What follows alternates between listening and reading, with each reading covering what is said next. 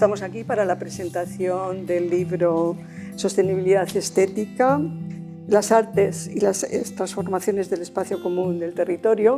Y en este caso hemos actuado como editores Xavier Laca, que es escultor, docente e investigador del Departamento de Escultura de ISITO en la Facultad de Bellas Artes, de la EHU, lógicamente, y yo también, que soy profesora e investigadora del mismo departamento.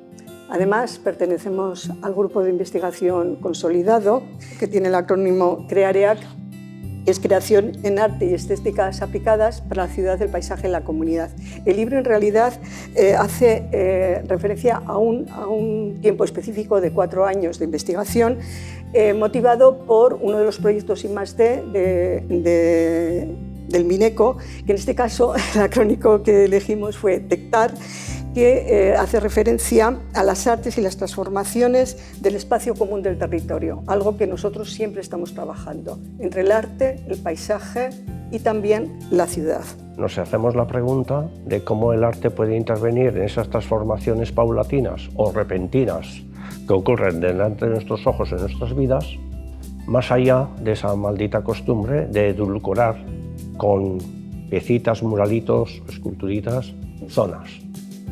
Por tanto, rechazamos de plano la intervención del arte como poner cosas, edulcorar aspectos, y planteamos, digamos, la intervención desde el primer momento, tomar parte en el asunto desde el primer momento, incluso aunque la obra de arte desaparezca y aparezca la sensibilidad del arte aplicada en esas transformaciones. Este libro está dividido en 3 partes. Una es sostenibilidad estética.